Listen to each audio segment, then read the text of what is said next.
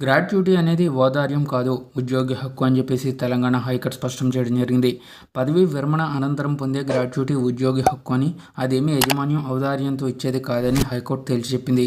పదవీ విరమణ అనంతరం ఉద్యోగి లేదంటే మరణానంతరం ఉద్యోగి వారసులకు చట్ట ప్రకారంగా గ్రాట్యుటీ పొందే హక్కు ఉందని తెలిపింది.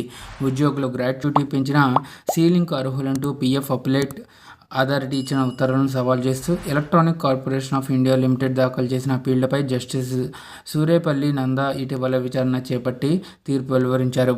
2007-10 మధ్య 100 మంది ఉద్యోగులు పదవీ విరమణ చేయగా వారికి గ్రాట్యుటీ సీలింగ్ పరిమితిని 3.5 లక్షల నుంచి 10 లక్షలకు చెల్లించాలంటూ అప్లెట్ తీర్పు అయితే వెలువరించింది. ఈసీఐఎల్ తరపు సీనియర్ న్యాయవాది వాదనలు వినిపిస్తూ ఈసీఐఎల్ గ్రాట్యుటీ ట్రస్ట్ నిబంధనల ప్రకారమే చెల్లింపులు ఉంటాయన్నారు. గ్రాట్యుటీ చట్టాన్ని 2010లో కేంద్రం సవరిస్తూ గ్రాట్యుటీ సీలింగ్కు 3.5 లక్షల నుంచి 10 లక్షలకు పెంచిందన్నారు.